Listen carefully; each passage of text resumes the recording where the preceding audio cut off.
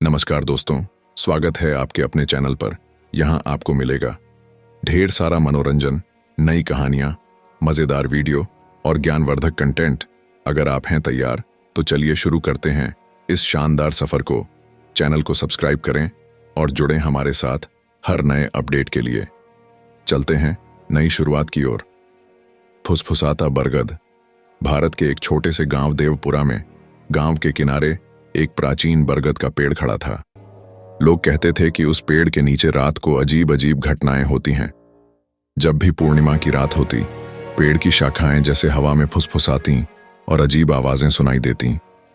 गांव में एक विधवा कामिनी रहती थी जिसे लोग जादू टोना करने का दोषी मानते थे। सालों पहले गांव वालों ने उसे इस बरगद से बांध दिया और वहीं मरने के लिए छोड़ दिया। मरने से पहले कामिनी ने गांव को श्राप दिया था, मैं तुम्हें नहीं छोड़ूंगी, तुम सब मेरी सजा भुगतोगे। 2020 में एक कॉलेज छात्र अर्जुन गर्मी की छुट्टियों में देवपुरा आया। उसने गांव वालों की इन कहानियों को अंधविश्वास कहकर टाल दिया। दोस्तों ने उसे चुनौती दी कि वह उस बरगद के नीचे एक रात बिताए। अर्जुन ने हंसते हुए चुनौती स्वीकार कर ली। अर्जुन सूर्यास्त के बाद बरगद के नीचे पहुंचा। उसके पास बस एक टॉर्च और सोने के लिए एक चटाई थी।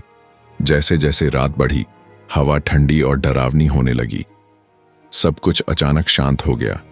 चांद की रोशनी पेड़ की शाखाओं से छनकर नीचे आ रही थी। तभी अर्जुन ने धीमे धीमे फुसफुसाहटें सुनी। शुरुआत में उसने सोचा कि यह हवा की आवाज है, लेकिन धीरे धीरे वह शब्द बनने लगे। तुमने मुझे क्यों छोड़ा? तुमने मुझे क्यों धोखा दिया? अर्जुन का आत्मविश्वास डगमगाने लगा।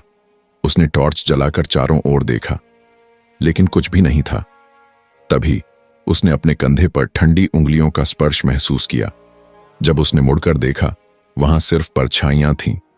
आधी रात होते होते फुसफुसाहटें चीखों में बदल गईं। एक छाया आकार लेने लगी। लाल साड़ी पहने एक औरत, जिसके चेहरे पर डरावनी सफेदी और गड्ढों जैसे गहरे खून से भरे आंखें थीं, वह कामिनी थी। उसने अर्जुन की तरफ अपनी पतली उंगली उठाई और धीरे से कहा, तुम्हें उनके पापों की सजा मिलेगी। अर्जुन भागने की कोशिश करने लगा, लेकिन पेड़ की जड़ें जैसे जिंदा हो गईं। वे उसकी टांगों से लिपट गईं। अर्जुन चिल्लाया, लेकिन कामिनी की डरावनी हंसी ने उसकी आवाज को दबा दिया।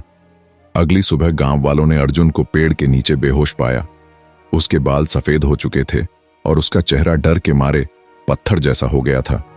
वह बस एक ही शब्द दोहरा रहा था, कामिनी, कामिनी। अर्जुन को शहर ले जाया गया, लेकिन वह कभी सामान्य नहीं हो पाया।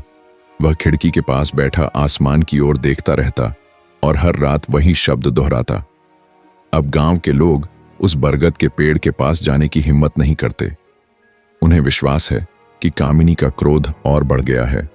यात्रियों को चेतावनी दी जाती है कि वे पूर्णिमा की रात उस पेड़ के करीब न जाएं, क्योंकि उसकी फुसफुसाहटें एक ऐसी दास्तान सुनाती हैं जो कभी खत्म नहीं होती।